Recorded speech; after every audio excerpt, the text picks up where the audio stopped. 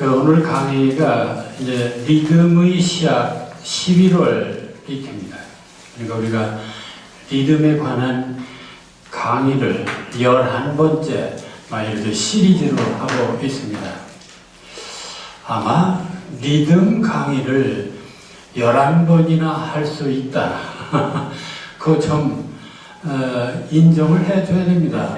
지금 우리나라 시각에서 이런 걸 11번 다음 달까지 끌고 갑니다. 12번을 지속한다. 그 쉬운 얘기가 아닙니다.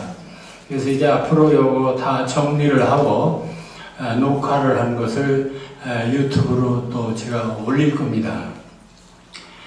요즘 제 유튜브가 상당히 인기가 있어요. 한국문학방송이라는 데서 홍문표 교수 시창작대학 27강좌 이게 지금 시리즈로 나가고 있습니다.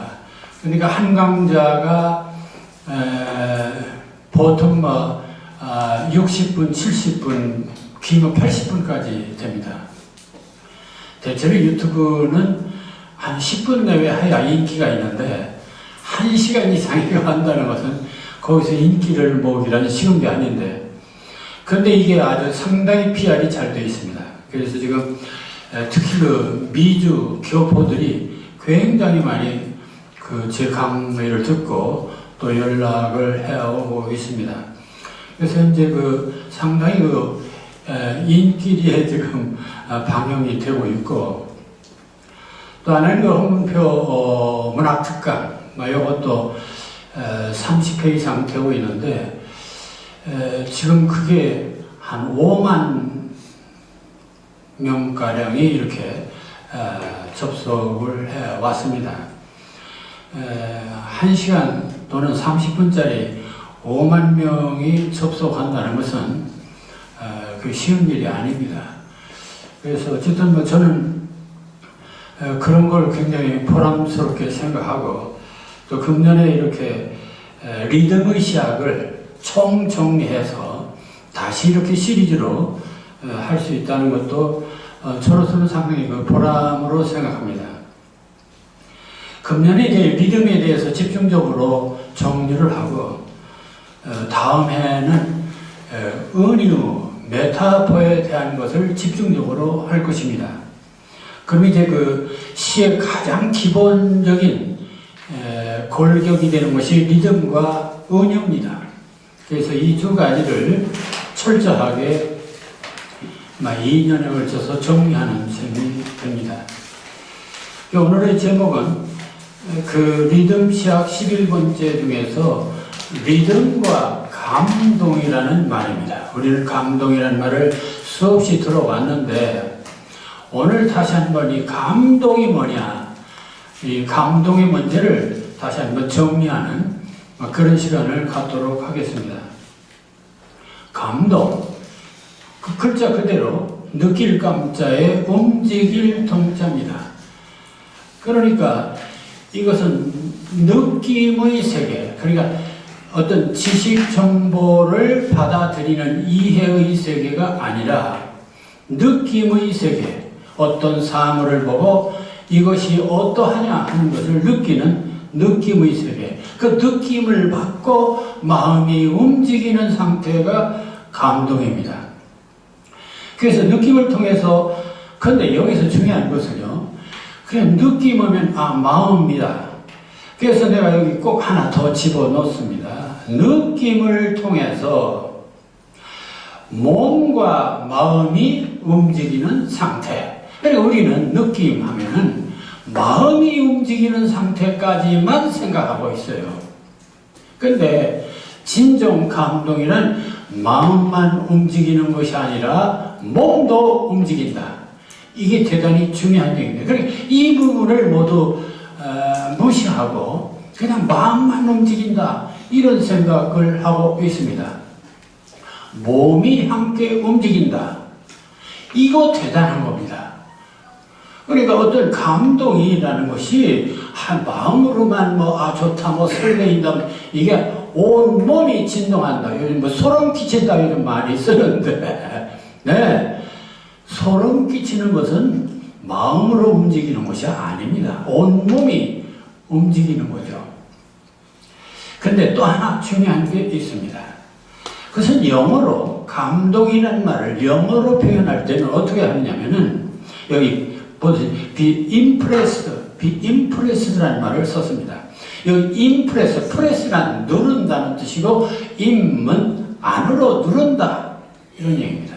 그래서 이와 비슷한 말을 감명, 외부에서 어떤 자극을 받으면 그 마음속에, 그냥 마음속에 느껴지는 걸로 그냥 파동으로 끝나는 게 아니라 마음속에 새겨지는 거예요. 새겨져. 그래서 이것을 감명 또는 인상이라고도 합니다. 도장처럼, 어떤 모양이 도장처럼 새겨지는 거예요. 그래서 이걸 다른 말로 각인, 네, 역시 새기는 겁니다. 그러니까 이 얘기는 그 임프레스드의 핵심은 마음, 기억 속에 깊이 새겨지는 상태. 그럼 깊이 새겨진다는 게 뭔 소리일까요?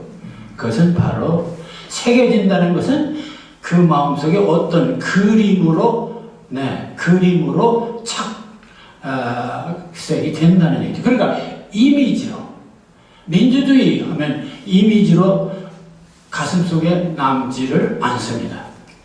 그런데 어떤 깊은 감동을 받았을 때, 어떤 깊은 감명을 받았을 때, 어떤 사람에게 깊은 인상을 받았을 때 그 얼굴이 마음속에 오래오래 새겨져 있죠. 그 얼굴, 그 이미지입니다.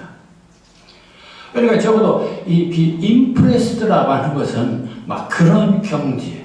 그리고 우리가 작품을 통해서 상대방에게 정말 be impressed, 각인될 수 있는 상태, 이게 대단히 중요한 거죠.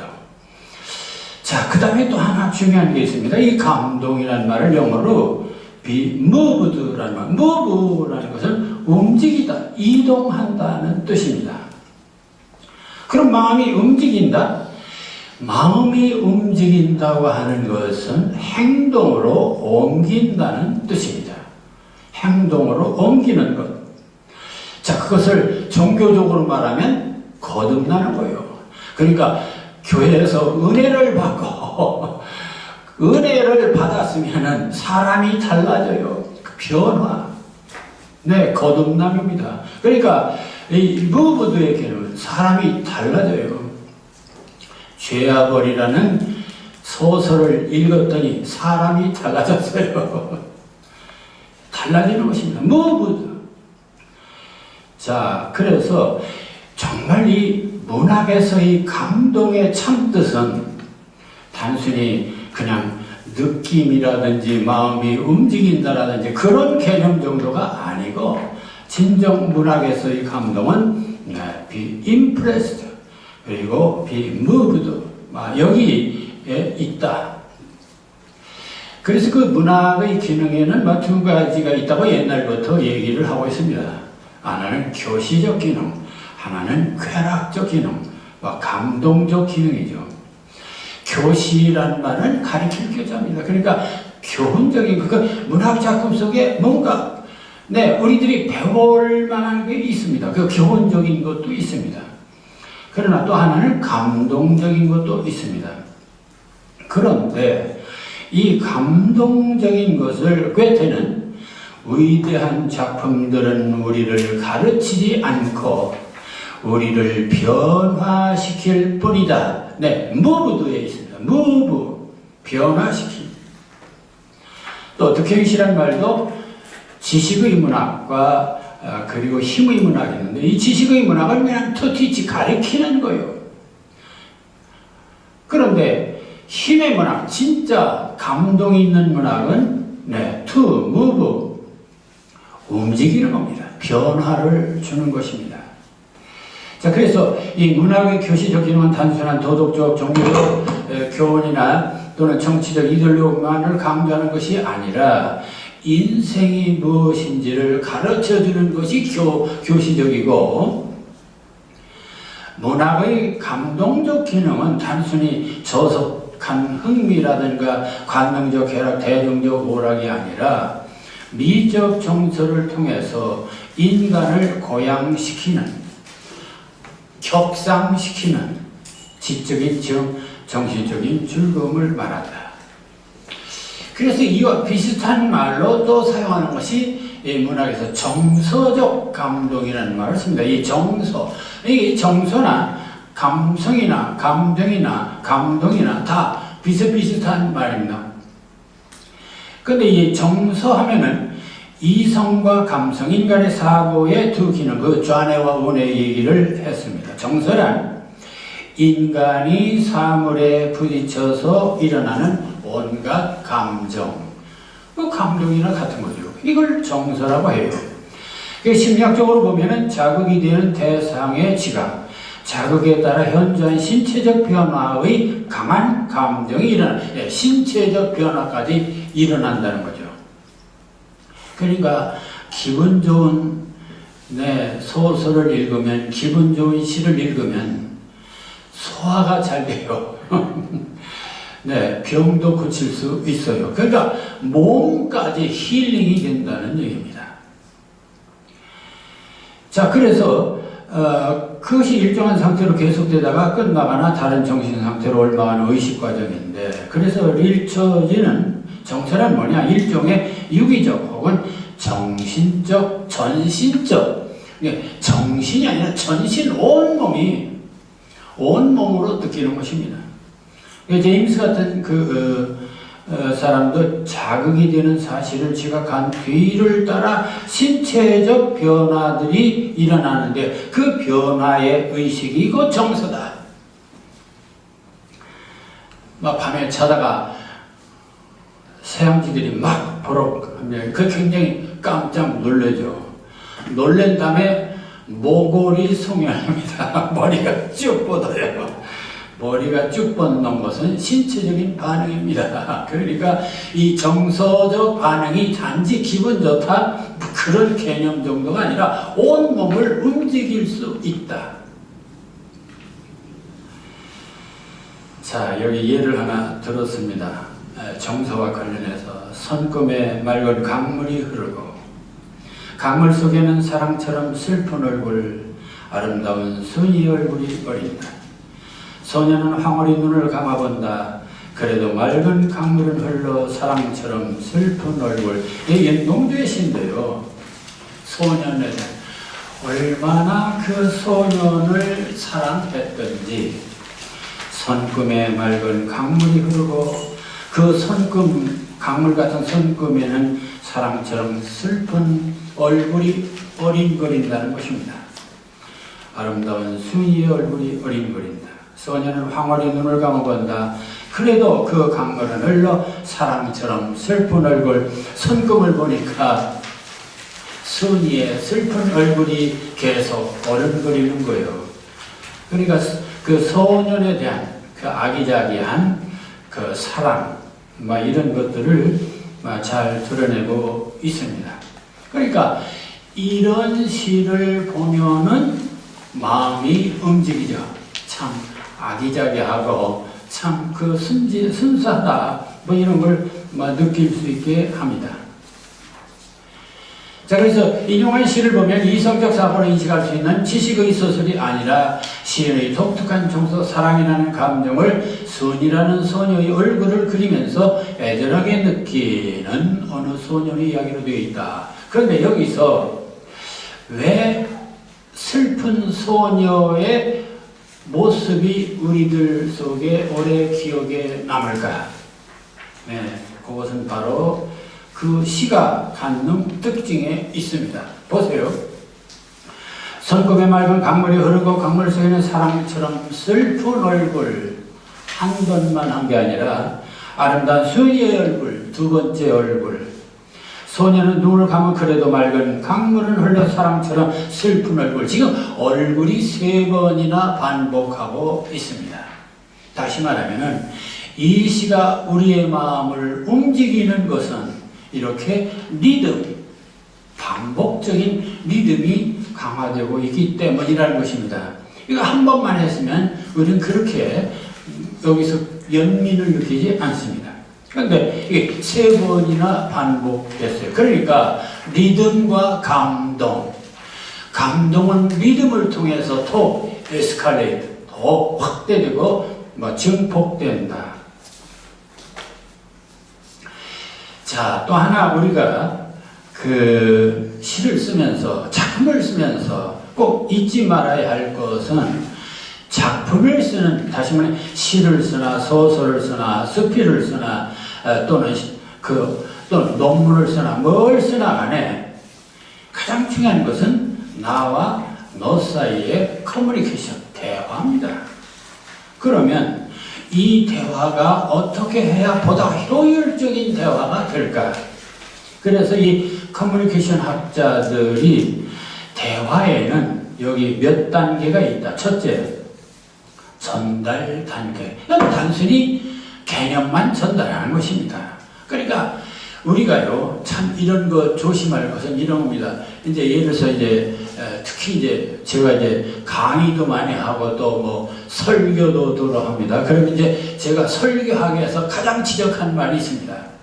많은 목사들이 설교를 하는데 그냥 그 컨셉, 그 이야기, 줄거리, 내용, 사상만 전달만 해가지고는 그건 성공적인 커뮤니케이션이 아니다, 그겁니다. 많은 사람들이 나는 말씀을 전했다, 나는 그 어떤 내용을 전했다, 그걸로 끝내. 선생이 나는 가르칠 거 다 가르쳤다, 이런 식으로 자기 어떤 내용만 전달하면 그걸로 다 자기 임무는 끝났다고 생각하는, 이것이 잘못된 것이라는 얘기입니다. 그래서 반드시 전달 단계, 접속, 서로 마주쳐야, 서로 눈을 보고 마주치고 서로 통화해야죠. 반응, 수용자가 메시지에 대해서 질문이나 평가를 하며 관심을 보여야 됩니다. 그 다음에 그것을 정말 제대로 이해를 해야죠. 그러니까 오늘날 모든 커뮤니케이션, 다시 말해 대화의 실패는 혼자 일방적으로 떠드는 것. 특히 정치하는 사람들이 그냥 자기 정책만 내세우고 끝나, 그거 다 했다고 생각하는 겁니다. 그거 참 잘못입니다. 그러니까 감동이 없어요. 자, 이해 단계를 넘어서 그 다음에는 이것을 독자가 받는 사람이 수용을 해야 됩니다. 동의를 해야 됩니다. 그리고 그것을 자기 것으로 만들고 마지막에는 행동으로 옮겨야 됩니다. 그게 진짜 커뮤니케이션, 대화의 참 모습이다.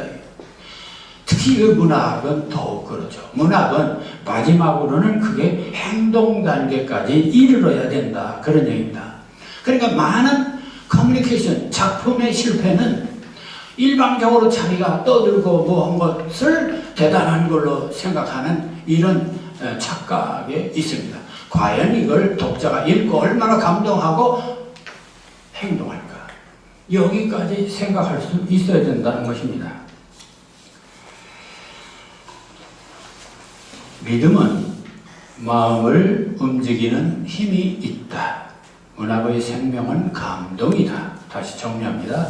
그런데 이 감동이란 변화와 반복에 대한 심리적 반응이다. 자극의 길이, 강도, 성질에 따라서 반응도 다르다. 따라서 리듬은 슬픔, 기쁨, 놀람 등 인간의 감정을 조절할 수가 있습니다. 그 조절의 대표적 양식이 바로 음악이고 시입니다.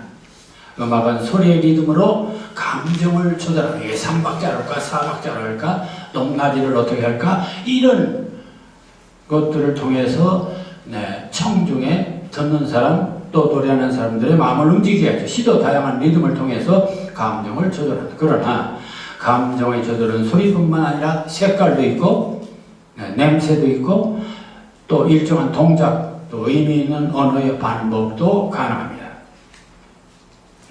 시인의 꿈은 울렁거림이라 했다. 울렁거리면 놀라울 때, 충격을 받았을 때 일어나는 현상이다. 시가 세상에 존재하는 이유는 평범한 일상을 벗어나 보다 자유롭고자 하는 데 있다.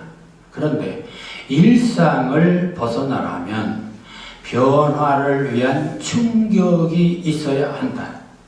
잔잔한 호수에 바람이 불거나 돌팔매질이 있어야 한다. 파동이 일어나는 것 같다. 근데 그 파동은 중요한 게 이겁니다.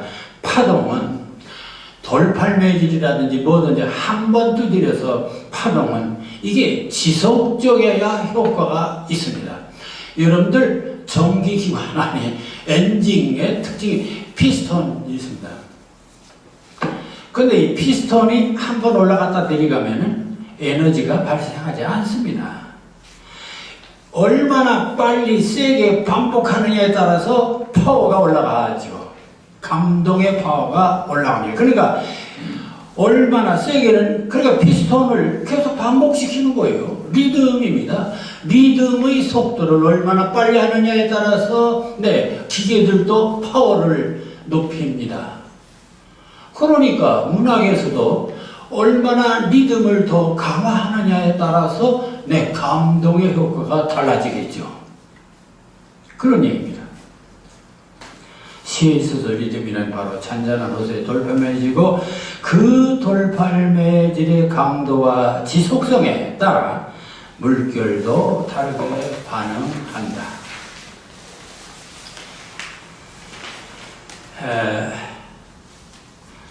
막 그런 것 중에서 우리가 시에서 가장 참 반복이라는 걸 통해서 아주 열정적으로 아주 이렇게 끌어올리는 감동의 효과를 노린 작품 중에 하나가 김소월의 초혼이라는 작품입니다. 이 시는 전부 여기서 쓴 건 아니지만 보세요. 산산이 부서진 이름이요 허공 중에 헤어진 이름이요 불러도 주인 없는 이름이요 부르다가 내가 죽을 이름이요 심중에 남아있는 말 한마디는 끝끝내 맞이하지 못하였구나. 사랑하던 그 사람이요 사랑하던 그 사람이요 이름이요 이름이요 이름이요 이름이요 이렇게 반복함으로써 굉장히 강한 호소력을 갖게 됩니다. 그러니까 리듬이라고 하는 것은 마음을 움직이는데 대단히 중요한 그런 포인트가 됩니다. 그러니까 우리가 시를 쓰면서 얼마나 적절히 리듬을 활용할 것인가, 이것이 독자의 마음을 움직이는 또 하나의 중요한 방법이다 라는 얘기를 하고 싶습니다. 자, 리듬 이렇게 하니 리듬이라는 게 일종의 파동입니다. 이제 제가 파동이라는 것을 여기저기 자료를 뒤지다 보니까 요즘 한참 유행하는 게 양자물리학이라는 게 있습니다. 물론 이게, 그래서 하나 참고로 여러분들에게 말씀을 드립니다. 이게 일반화됐거나 이걸 인문학에 적용할 수 있는가 하는 것은 문제가 있습니다. 이 양자물리학이란 물리학에서 눈으로 보는 우주, 별이라든지 하늘이라든지 이런 이렇게 시각적으로 이렇게 확인할 수 있는 이 세계를 연구하는 건 거시 물리학입니다. 거시. 좀 이렇게 크고 넓은 덩어리가 큰 세계죠. 그 양자 물리학은 이런 거시적인 세계가 아니라 인간이 모든 물질을 쪼개고 하면은 나중에 남는 게 원자로 남습니다. 그 원자가 이제 전자하고 이렇게 있는데 그 원자라고 하는 그 미시의 세계를 연구하는 물리학을 양자물리학이다 이렇게 얘기를 해요. 근데 여기서 재미있는 거기에 잘못 빠지면은 이제 잘못하면 사이비가 될 위험도 있습니다. 그래서 조심을 해야 되겠지만 이런 겁니다. 우리가 여기 책상이 있고 마이크도 있고 여러분 사람 다 인물 다르죠. 이거 다 달라요. 그러나 이 모든 사물들을 쪼개고 하면은 다 뭐냐? 원자 상태로 쪼개면 원자 상태로 쪼갤 수 있어요. 그러니까 나나 컵이나 여러분이나 다 마지막 제일 작은 게 원자예요. 세포 밑으로 들어가면 원자예요. 근데 원자 상태에서는 원자 상태로 들어가면 어떤 현상이 있느냐. 거기가 상당히 재미있어요. 원자 상태, 그러니까 겉으로 보면 뭐 이 물질이, 그러면 왜 이렇게 다르냐? 빛이 다르고 밀도가 다르고 그럴 뿐이지, 나도 쪼개보면 원자들의 덩어리고, 책상도 쪼개보면 원자의 덩어리. 이 우주 전체, 우주 만물이 다 원자의 덩어리입니다. 밀도와 속도와 파동에 따라 다를 뿐이야. 자, 그런데 이 원자 상태에서 그 양자의 성질이 뭐냐? 여기서 중요한 원리를 얘기하고 있어요.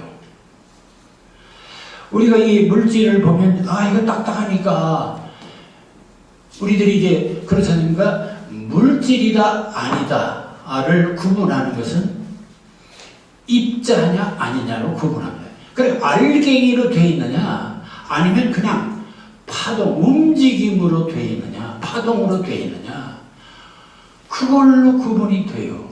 그러니까 우리가 만져보면 이거 다 입자로 되어 있기 때문에 이게 보면 사물 형태를 갖추고 있죠. 그런데 이것은 관찰할 때만 그렇고, 관찰하기 이전의 상태로 보면 이것들은 뭐냐? 모두 다 파동으로 되어 있다, 진동으로 되어 있다는 것입니다. 그래서 예를 들어서 햇빛 같은 것도, 햇빛도 이제 그 양자 역학에서는 이것을 실험해 보면 입자인데, 실험 안 할 때는 파동으로 존재한다는 것입니다. 흔들림, 파동으로 존재한다는 거예요. 그러면은 이 얘기는 뭡니까? 이 세상의 모든 만물의 근원은 따지고 보면은 파동만 남는 거예요. 파동으로 있는 거예요.